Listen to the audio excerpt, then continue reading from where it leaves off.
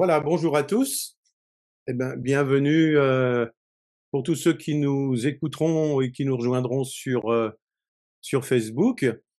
Alors, pour résumer un petit peu, nous en sommes à la troisième session où nous abordons un sujet important sur l'ordre divin. On a d'abord vu dans un premier temps euh, qu'il était important de s'investir dans les priorités de Dieu et de bien savoir les gérer. Nous avons également abordé quel était l'ordre des priorités pour bien organiser notre vie. Et aujourd'hui, j'aimerais approfondir le sujet des bornes qui jalonnent nos vies afin d'aller dans la bonne direction. Mais tout d'abord, euh, je voudrais éviter toute polémique car je vais parler de père et de mère, bien sûr, parce que quand on parle de père, on peut parler de mère aussi, de père, à plusieurs reprises dans mon sujet sur les bornes. Et peut-être que vous vous posez la question, comme certains se le sont déjà posés, avoir un père spirituel, est-ce biblique? Bon, nous pouvons voir que dans toute la Bible, l'expression père spirituel n'existe pas. Comme ça, là, on est bien d'accord. Cependant, ce n'est pas parce que une expression n'existe pas dans la Bible que le principe qu'elle représente n'existe pas non plus. Par exemple, je vais vous donner un exemple très simple. Le mot Trinité n'existe pas dans la Bible, mais le principe de la Trinité existe bel et bien et nous employons cette expression régulièrement. Nous avons vu que personne n'a jamais appelé Moïse père, si ce n'est ses propres enfants, bien qu'il fût un leader spirituel extraordinaire. Et plus que cela, on pourrait dire, personne n'a jamais appelé Jésus père. Au contraire, Jésus a enseigné de n'appeler personne sur la terre notre Père. Nous révélant une glorieuse vérité, nous avons au ciel un Père qui nous aime et qui a tant aimé le monde qu'il a donné Jésus-Christ. Jésus n'a jamais demandé que ses disciples l'appellent Père. Afin de répondre donc à la question s'il est biblique d'avoir un Père spirituel ou utiliser cette expression, et même si on ne trouve aucune mention de titre de Père spirituel dans la Bible, on peut voir et on peut trouver des expressions qui se rapprochent le plus de cette idée et dans quel contexte elles sont utilisées. Par exemple, l'expression la plus proche dans toute la Bible, la première mention euh, de ce qui peut ressembler le plus à un père spirituel dans le Nouveau Testament, on va le trouver dans 1 Timothée au chapitre 1er au verset 2 et dans Tite au chapitre 1er verset 4 où il est parlé de Timothée. Hein, à Timothée, mon enfant légitime en la foi, que la grâce et la miséricorde et la paix te soient données de la part de Dieu le Père et de Jésus-Christ notre Seigneur. 5 fois dans ses lettres, Paul appelle Timothée mon enfant. 2 fois en introduction des lettres, 1 fois en parlant de lui aux Corinthiens et 2 fois en lui parlant directement. On peut donc conclure qu'il est possible pour un serviteur de Dieu, pour un ministère, pour quelqu'un dans la foi, de considérer une personne comme son enfant dans la foi. D'autres mentions, il y a une autre mention qui peut ressembler aussi à ça, c'est dans 1 Corinthiens 4, au verset 14 et suivant, euh, où il est dit, ce n'est pas pour vous faire honte que j'écris ces choses, mais je vous avertis comme mes enfants bien-aimés. Car quand vous auriez 10 000 maîtres en Christ, vous n'avez cependant pas plusieurs pères, puisque c'est moi qui vous ai engendré en Jésus-Christ par l'Évangile. Je vous en conjure donc, soyez mes imitateurs. Et pour cela, je vous ai envoyé Timothée, qui est mon enfant, bien-aimé et fidèle dans le Seigneur. Voilà. Paul fait la différence entre un maître comme Jésus, pour les disciples, et un père. Il dit être le père de ceux qui appartiennent à l'Église de Dieu, qui est à Corinthe. Il dit aussi dans cette lettre, je vous parle comme à mes enfants. Nous avons vu aussi que Jésus dit dans Matthieu 23, 9, bien sûr, n'appelez personne sur la terre votre Père, car un seul est votre Père, celui qui est dans les cieux. Et Jésus, je pense, là, enseigne ici le principe de la primauté du Père et nous encourage à faire attention avec la façon dont on utilise cette expression. Donc je dirais en conclusion, avant de commencer mon enseignement, avoir un père spirituel, est-ce que c'est biblique? Alors moi je pense que oui, mais avec mesure et de façon équilibrée. C'est une expression, pour moi, qui me paraît la plus parlante, la plus explicite, lorsque l'on parle des bornes et des personnes qui nous ont engendrés dans la foi ou aidés sur notre chemin spirituel. Alors, s'il vous plaît, ne vous offusquez pas et on va aborder maintenant notre sujet. D'abord, lorsqu'on parle de père, il faut également entendre mère, comme j'ai dit tout à l'heure. Donc, dans l'ordre divin, il y a le principe d'honorer les bornes des pères. Une borne, vous savez, c'est quelque chose qui indique une limite, qui indique un point de départ, qui indique aussi une orientation. Les bornes vont permettre à l'esprit qui est en nous de nous orienter. On ne peut pas dire à quelqu'un où aller s'il n'indique pas son point de départ. Une petite histoire. J'avais fait un petit sketch une fois lors d'une prédication où j'avais dit tiens voilà je prends par exemple je vais prendre mon téléphone pour rejoindre Xavier mais je ne sais pas où il est et puis là je suis en route et puis je suis perdu et puis je me dis mince j'ai oublié de prendre ton adresse, dis-moi où est-ce que tu te trouves. Si tu me dis où tu te trouves pour m'orienter, pour me guider, si je te dis pas la position où je suis, je vais pas pouvoir te rejoindre parce que voilà, j'ai pas un point de départ. Hein, je suis en cours de route, je suis dans la nature et je te dis indique-moi où je dois aller. Et si je ne te dis pas exactement où je suis, tu vas pas pouvoir me guider, tu vas pas pouvoir me dire eh ben tu continues tout droit, tu vas prendre la deuxième à droite. Vous voyez, on doit savoir d'où l'on vient pour savoir où aller.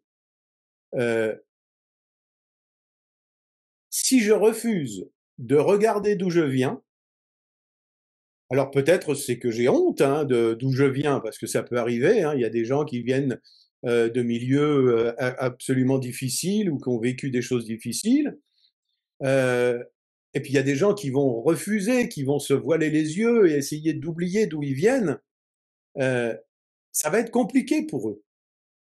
Parce que les choix, les décisions que Dieu veut que nous prenions ont pour base notre point d'origine. On est toujours issu de quelque chose de quelque part. La Bible nous dit que le Saint-Esprit nous conduira dans toute la vérité. Mais comment peut-il nous conduire dans toute la vérité?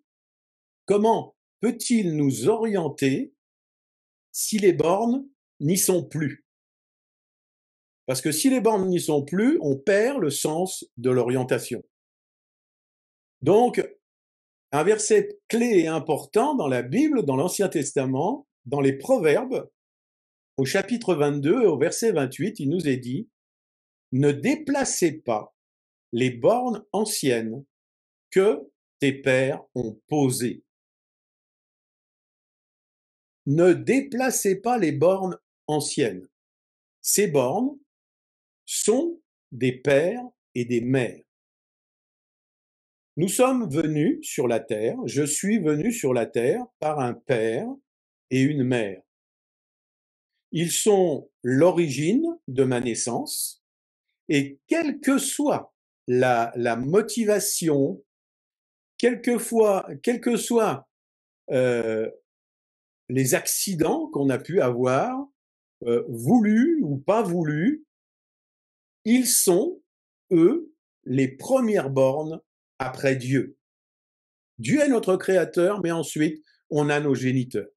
Mes premiers sentiments, mes premières émotions se sont manifestés à partir de mes parents. Qu'ils soient bons, qu'ils soient pas bons, mais c'est indéniable. Nos premières émotions, nos premiers sentiments se sont manifestés à partir de nos parents. Mes premiers rapports affectifs, ou non, viennent d'eux. Ce sont eux qui ont posé les premières bornes de ma vie. Et ma vie affective, ma vie sentimentale, ma vie spirituelle démarre à partir de ce moment-là. Et le désordre qui peut avoir lieu dans un de ces domaines vient bien souvent de ce que l'on a déplacé une de ces bornes. Et le discernement que nous avons est souvent masqué à cause du déplacement de ces bornes. Et si notre point de départ est déplacé, on ne regarde plus dans la bonne direction. On ne regarde plus dans la direction de Dieu. Et on pourrait dire et recenser 8 types de pères ou de repères ou de bornes. Hein, et donc, bien, comme je vous ai dit tout à l'heure, quand on parle de pères ou de repères, on parle de mères aussi, qui peuvent être des repères ou des bornes. Alors, on en revient à ce que je disais dans mon introduction. Il y a d'abord Dieu le Père. C'est la première borne. C'est la première borne parce qu'il a tout créé. C'est la première borne spirituelle aussi. Toutes les nations qui ont renié cette borne n'ont plus de repères moraux. C'est l'immoralité qui va régner.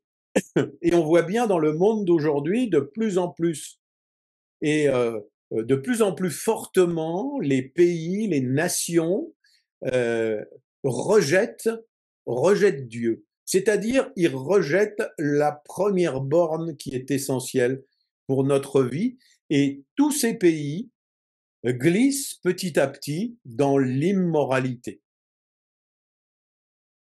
Donc ça, c'est la première borne, c'est Dieu le Père. Ensuite, nous avons le père et la mère biologiques. Et peut-être que je vais vous choquer, mais avoir honte, renier ou ignorer cette borne amène du désordre parce que on va les déplacer. Alors, je vous rassure tout de suite, il n'est pas question de dire que cette borne-là, le père, la mère, sont des bornes convenables. Peut-être pas. Peut-être que oui. Que cette borne nous plaît. Peut-être que oui, peut-être que non. On ne peut pas dire qu'elle est bonne. Elle est peut-être bonne et peut-être qu'elle a été très mauvaise pour certains. Nous dirons simplement qu'à un moment de notre vie, au départ, nous venons de là. Nous venons de cet endroit-là. Et à partir de là, Dieu va nous montrer comment sortir de la détresse, de la blessure, si on a vécu une blessure, si on a vécu quelque chose de terrible, et Dieu va nous le montrer. Mais il faut savoir affronter cette borne. Il faut accepter d'abord cette borne. Et c'est la raison pour laquelle je dis, nous ne devons pas déplacer cette borne, nous ne devons pas la renier, parfois nous devons l'affronter, la confronter. Je ne dois pas dire qu'elle n'a pas existé. Je ne peux pas faire comme si papa ou maman n'avaient pas existé. Cette borne-là, elle est importante, car c'est elle, comme je l'ai dit tout à l'heure, qui nous donne le premier acte affectif. Et c'est la raison pour laquelle certaines personnes sont perturbées parce qu'elles n'ont pas reçu ça. C'est à partir de là qu'on aime ou qu'on va avoir des problèmes pour aimer. Papa et maman, c'est le premier amour que l'on peut avoir ou le premier rejet qu'on peut avoir. C'est le premier sentiment d'amour ou peut-être le premier sentiment de haine. Et en déplaçant cette borne, on perd notre capacité d'aimer, d'analyser ou de guérir. On devient perdu émotionnellement. Et c'est pour ça qu'il est important de replacer cette borne à sa place. Que cela nous plaise ou non, il y a une attitude très importante que nous devons avoir vis-à-vis de nos parents biologiques. Nos choix de vie, nos orientations, nous seront clairement donnés par le Saint-Esprit lorsque nous aurons mis de l'ordre vis-à-vis de cette borne. Alors peut-être qu'il y a un travail de guérison à vivre, un travail de pardon, il y a plein de choses, mais c'est pas mon propos ce soir. Mais quelle que soit cette borne, la qualité de cette borne, euh, on doit être au clair.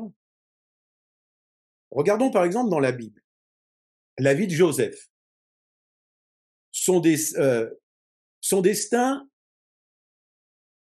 était l'Égypte, même s'il n'a pas tout compris tout de suite. Par rapport à ses frères, il était celui qui honorait le plus son père. Il a rêvé son destin, Dieu lui a permis de rêver, lui a montré, et pas ses frères. Ses frères n'ont rien reçu en rêve. Jacob et Joseph avaient une relation vraiment d'amour. Et son frère aîné, Ruben, a déshonoré son père en couchant avec une de ses femmes. Lui, par exemple, il a déplacé la borne. Et en déplaçant cette borne, il a reçu une malédiction.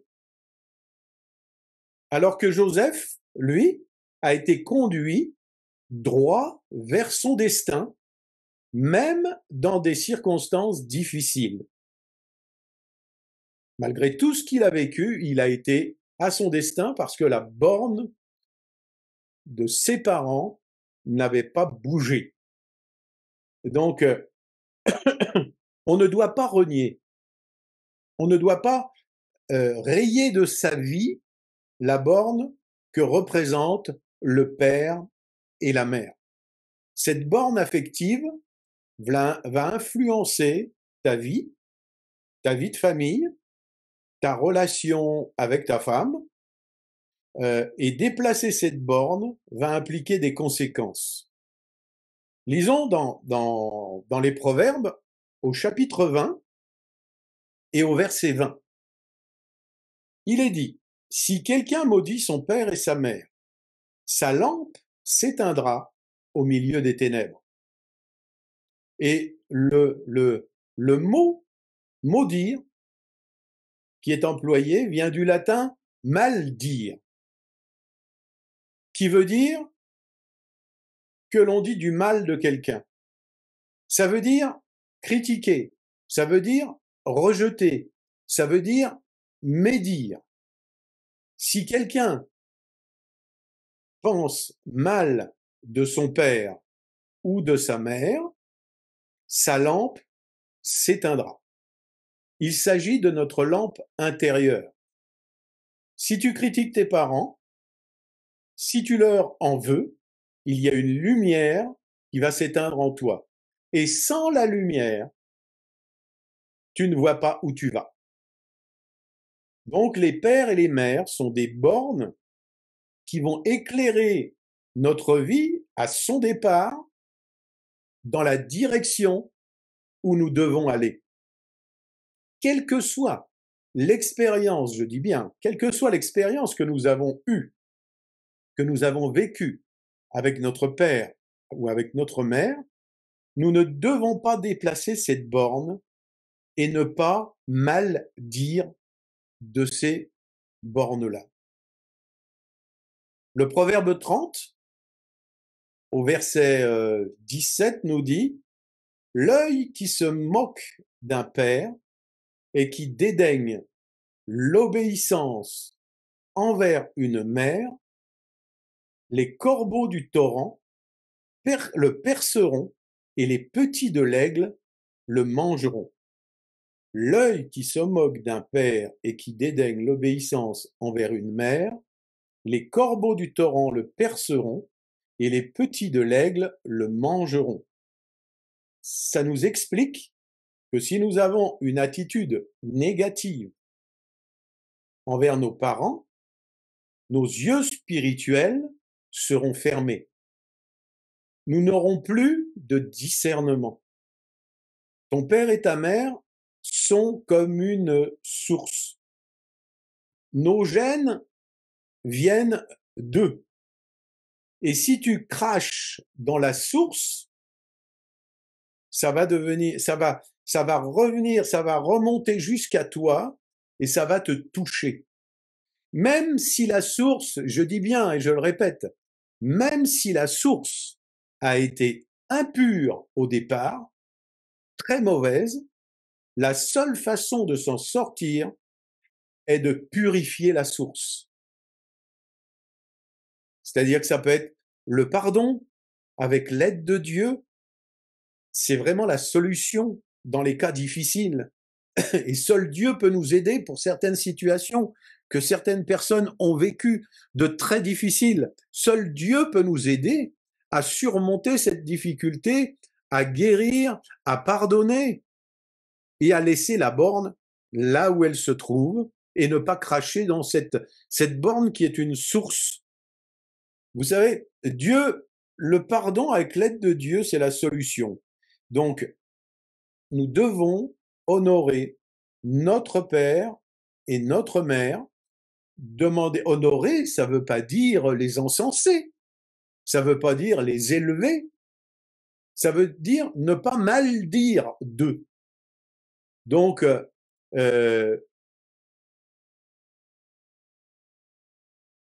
cette borne, c'est une marche pour nous. Et je monte sur cette marche pour aller de l'avant. Et si on fait des erreurs, je vais me servir de ces erreurs, je vais m'en servir comme de repère pour ne pas commettre la même chose, pour ne pas commettre les mêmes erreurs. Alors ensuite, nous avons d'autres pères, d'autres mères. On pourrait dire, il y a les pères du ministère, ça se dit souvent, et c'est pour ça qu'il faut être très prudent, c'est pour ça que j'ai fait ce préliminaire tout à l'heure. Des personnes ont pu ou peuvent nous influencer dans notre service pour Dieu ou dans notre marche pour Dieu. Et dans la Bible, on voit que Paul devient, comme je l'ai dit tout à l'heure, un père pour Timothée. C'est un modèle. C'est devenu une référence. Regardez, regardez Saül. Regardez Saül. Il a été à un moment un père pour David.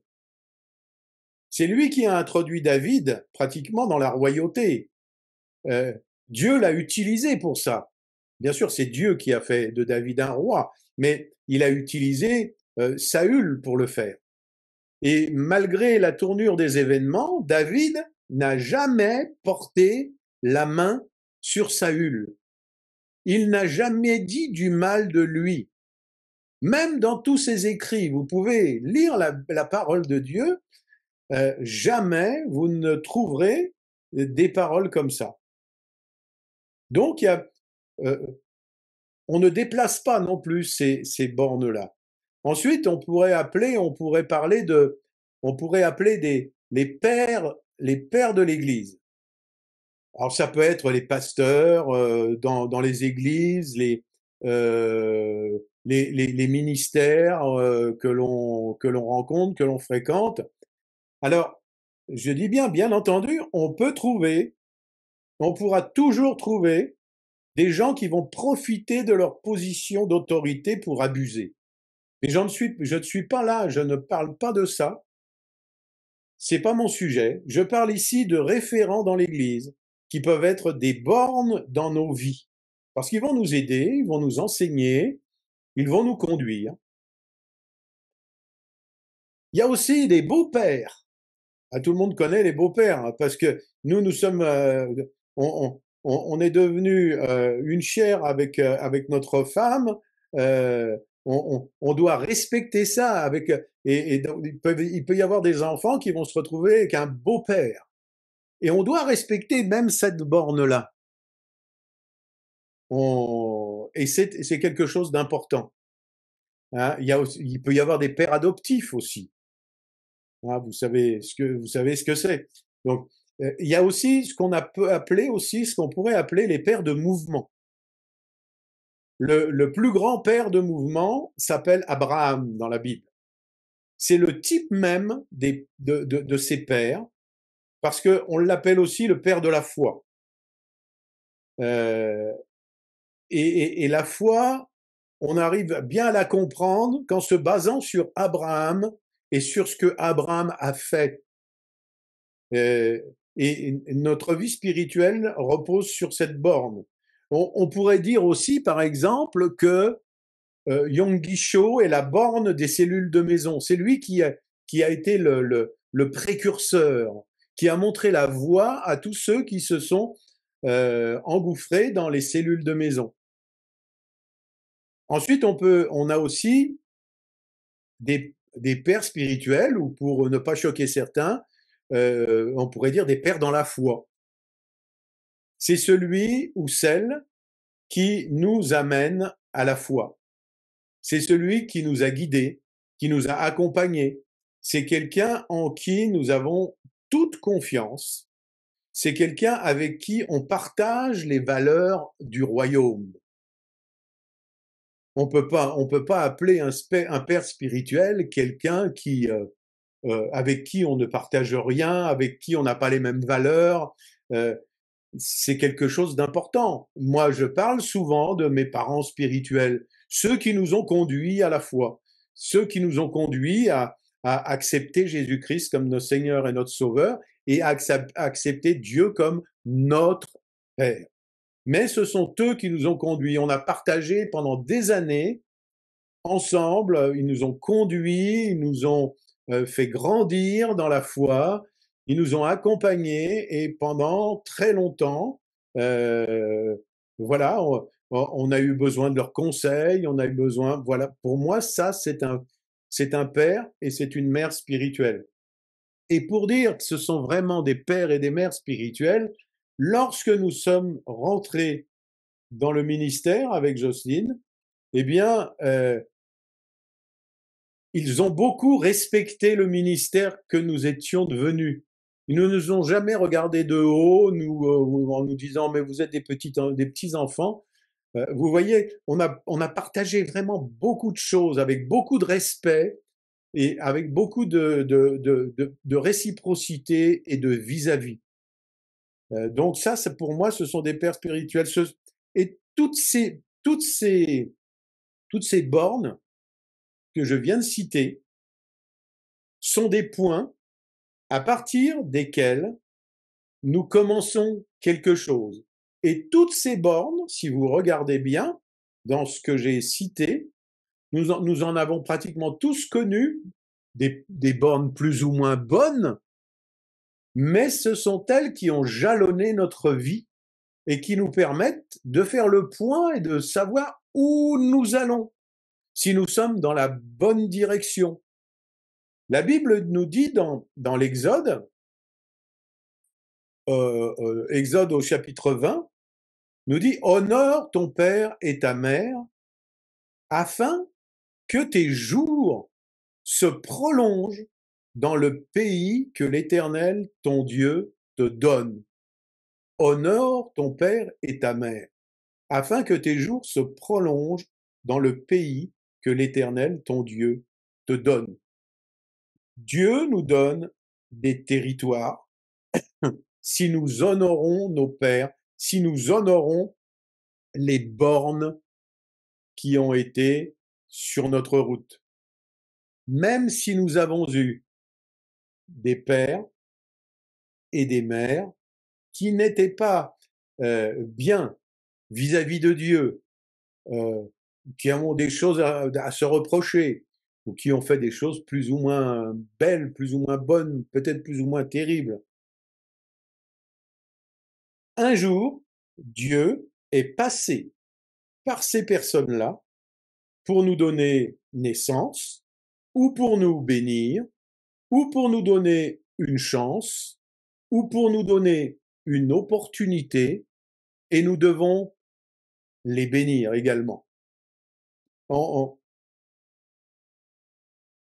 on doit toujours se dresser contre ceux qui disent du mal de nos bornes et de nos points de repère. La Bible nous dit on ne doit pas. Alors, la traduction dit maudire, mais c'est pas un mot bien adapté. Il y a tellement de mots dans la parole de Dieu, on pourrait en faire, on pourrait faire plein d'enseignements avec Antoinette et Xavier sur tous les termes qui sont employés dans la parole de Dieu et qui sont employés à mauvais escient. Mais c'est plutôt de dire, on ne doit pas mal dire, on ne doit pas critiquer. On doit faire en sorte de rester très sage dans nos propos quand on parle de toutes ces bornes dont je viens de parler, ces bornes qui sont nos points de repère. Et je pense qu'il est important de dire et de demander au Seigneur régulièrement de nous donner de l'estime pour toutes les bornes qui ont jalonné notre vie et qui vont encore jalonner notre vie peut-être, et que le Seigneur nous donne de l'estime pour notre père, pour notre mère, euh, peut-être aussi lui demander pour ceux qui ont eu des débuts et des départs difficiles ou des moments difficiles, eh bien de nous aider à pardonner et, et puis de dire au Seigneur, Seigneur, je te demande pardon si j'ai mal dit, si j'ai mal parlé de toutes ces bornes. Et si on a quelque chose par rapport à nos parents ou par rapport à certaines bornes, et ça peut être aussi dans l'Église, hein, ça peut être des bornes spirituelles dont j'ai parlé tout à l'heure, eh bien on doit les mettre à plat. On doit mettre les choses à plat avec nos parents, mais on doit mettre les choses à plat avec. Si on a eu un problème avec une borne et que ce problème n'est pas réglé, on va avoir un problème pour aller là où Dieu veut nous faire aller parce que, comme je l'ai dit tout à l'heure, nous allons déplacer la borne qui a été établie et ça va nous désorienter et peut-être nous faire passer par un mauvais chemin d'aller au mauvais endroit. Voilà, c'était un petit peu ce que je voulais partager avec vous, chers amis qui nous suivent ou qui nous suivront sur Facebook. Bien, je vous souhaite une très bonne soirée.